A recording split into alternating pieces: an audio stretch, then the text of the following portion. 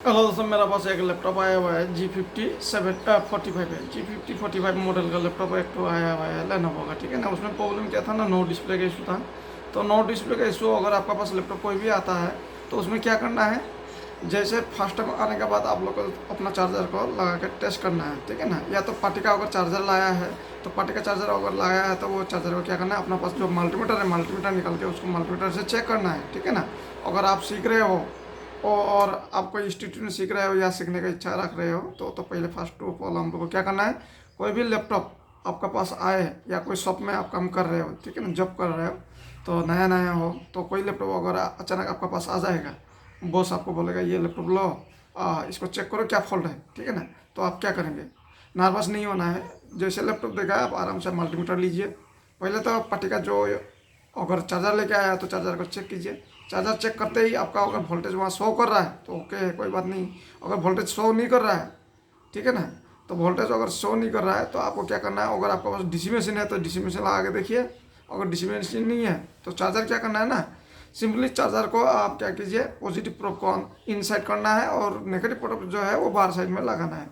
जैसे मेरे पास एक चार्जर है, आपको दिखा रहा है, ये हो गया जैसे चार्जर, नेगेटिव साइड की बाहर में देना है और पॉजिटिव साइड इसका अंदर में टच करके आपको मल्टीमीटर में चेक करना है वोल्टेज शो करता कि नहीं करता, ठीक है। तो उसके बाद में आपको क्या करना है, अगर मल्टीमीटर पार्टी का चार्जर अगर पार्टी का लाया हुआ है तो क्या होता है ना, एम्पियर अगर शो हाँ प्रॉपर काम नहीं कर रहा है तो भी मल्टीमीटर वोल्टेज दिखाएगा, बट क्या होगा, एम्पियर आपको मल्टीमीटर में पकड़ में नहीं आता है, ठीक है ना।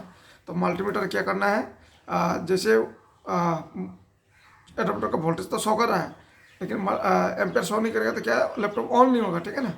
तो इस केस में आपको क्या करना, दूसरा एडाप्टर लगा के आपको चेक करना पड़ेगा, या तो आपको डीसी मशीन से चेक करना होगा, ठीक है ना। ये चीज़ ध्यान रखना है। उसके बाद में अगर उससे भी नहीं हुआ, चार्जर लगाने के बाद अपना पास जो चार्जर है वो भी लगाने के बाद नहीं हुआ, या तो डीसी मशीन लगाने से आपको कुछ तो शो करेगा, कोई एम्पियर दिखाएगा, ठीक है ना, या शॉर्टिंग दिखाएगा, तो वो तो आपको डीसी मशीन में पता चल जाता है। अगर डीसी मशीन नहीं है तो चार्जर लगा के अगर ऑन नहीं हुआ, चार्जिंग नहीं दिखा रहा है तो आपको क्या करना होगा, स्टेप बाय स्टेप देखना होगा, ठीक है ना। पहले तो कीबोर्ड खोलिए, कोई शॉर्ट हो तो बैटरी खोलिए, बैटरी खोल के 5 सेकंड का जो है 5 सेकंड तक आपको होल्ड करके रखना है, ठीक है ना। स्विच को, लैपटॉप का स्विच को 5 सेकंड तो होल्ड करके रखिए, लैपटॉप का बैटरी ओपन कंडीशन में, ओके।